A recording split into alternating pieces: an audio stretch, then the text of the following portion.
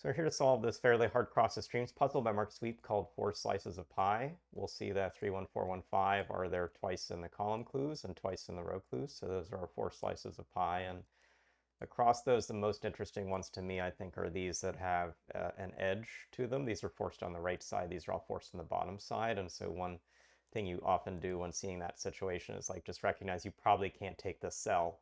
It would take 5 for sure, take these 5 for sure. That means we take these 4 for sure. It also then means we take these 3 for sure. And so that's causing a conflict here as we actually look at the 4 and 3 clues together. But even just marking that in the grid, there's something I wasn't noting at the start, but we really do need to note, which is that these columns have only this one as the clue for that group. And that lets us do some more meta thinking, besides knowing for sure we can't take like this corner cell. What it means is we're going to have a stretch of 5. And then to cross over this red space, it's got to take a cell immediately to the right and immediately to the left. So let's say we took this cell. We will always have to take left and right together to make this work. And wherever this one goes, the same rule applies. And if they're in the same row, then they would have to be this 5 long stretch. And so what we can't do is like take a cell like this, come over 4 cells, and then mark this off, because that's breaking what we just said. This red clue would have to also come over 1 more cell, or what we have done is isolated the right side of the puzzle from the left side of the puzzle. So this is also not a takeable cell. That marks this off. It says that we've got to take these for this group of 5. When we mark these in green, that means given how this column works, we can mark these off as well because we couldn't take 3 coming across. So this in green means that in green. And I think I'm seeing if I take this corner cell, I'm going to have another issue coming this way with how these 5 and 4 clues work. So this is something I can mark off. Marking that off, I can also mark this cell off because of how that red clue works. That puts in these 4 cells for this 5 clue. So this looks like a reasonable start to the puzzle. We still have enough flexibility that it looks like we could, for instance, take these 4 coming up and have something goes like left-right. That would be okay. So I don't know more in that space. So let's look to the other clues we haven't looked at yet. We have this question mark 5. That's something we could have looked at the start. So if we have a question mark with a space 1, 2, 3, 4, 5, these 2 cells are always taken.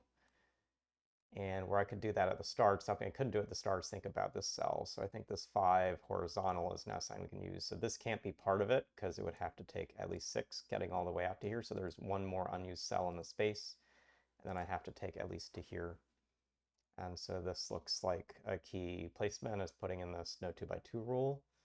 Question mark 1 question mark still has some flexibility, but this probably has to be the 1 if we come across this space, or if not, like, it's pretty cramped to get it further to the left. I'm thinking about some things like how does this 1, 3 go? 1, 3 can have like, this is the question mark on the right side, but not taking this.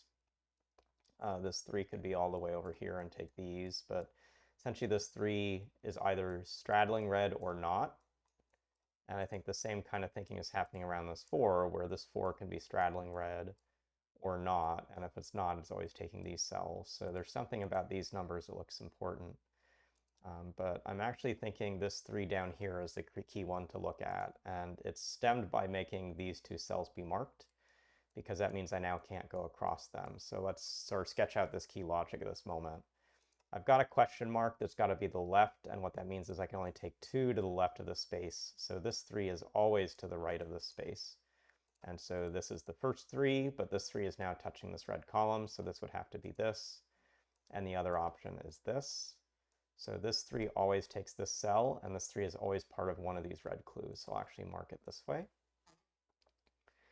That's going to give us some key thinking up at the top. So this 4 can't reach all the way up. Again, we said that we have 1 group that comes across. It's going to have 4 and 1 more group that comes across. So there's no second set. Like, imagine I had this 1 and then these 4. Like, how am I getting this over and then connecting back? It just doesn't work. So you can mark these for sure in green. That marks these off, again, because of how these red columns work. If we can't take this cell, we can't cross over the space. That now is finally influencing this 3 clue. So question mark 3, this could be question mark, this could be question mark, but the 3 always takes these 2 cells at least. With this being the 3rd, that means the question mark has to be here. So this finishes the 5. These marked off means this red cell here and here can't be taken, so this 3 is straddling this divide. Marks these off, marks this in. So that's now in the grid, and that now means this 5 has to be at the top. So that looks like really helpful progress. This is a question mark, and then this is part of this 4. So this 4 has to take these cells and can't reach all the way over here, which means this 3 can't start at the top, which means for this question mark 3 to work, it's got to be these. This is coming down. This is question mark 1, question mark. We've got question mark 1 and now question mark. So that's a really big swath. This 5 now has to come across these cells to work out. Question mark 3 is now finished. 3 at the top can't take these cells, so it's going to be down here, and so the 5 is taking this for this to work out. We do still need this to connect on the right side, so this 4 has to at least come up 1 cell here, so it can't take cells down here. We need to get 3 in this column, and we do need to get a 4 coming across, so this is marked off here. That marks this in here, and also puts this cell in for that 4 group to work. Just coming back to the top, this 4 clue needs to take these cells. And this has to take this cell, so now this 4 is in the grid. These all look good. Question mark 1, question mark. So this has to take these for this to work, and that finishes this space. 4 question mark can't take this cell, does take this cell, so all these top clues are finished. Question mark with then a 5. This is the 5, so these are empty. That means this is where the 4 goes. This closes off. The bottom has to start with 3 cells in a row, so that takes these, not this. This is the 5, and just to close this out, this is 3 with no more at the top. This is a 2 by 2 rule, and this is question mark 1. So we are at the final stage of this puzzle. So really hard one to break into, but seeing this key observation around these 2 1s on the right side, getting to where we have the start of an almost 2 by 2 box here, and then thinking about this 3 clue coming across, those were the key ahas. Essentially marking the cell in for this 3 clue was, I think, the hard but necessary break-in to make any more progress into the grid. That slowly gave us the top, and then we could work through the rest of the clues to make our way to the final solution. So thanks, Mark, for this hard puzzle. Thanks for watching this video, and hopefully it got you through the tricky steps with some of the different slices of pie. We'll see you again soon.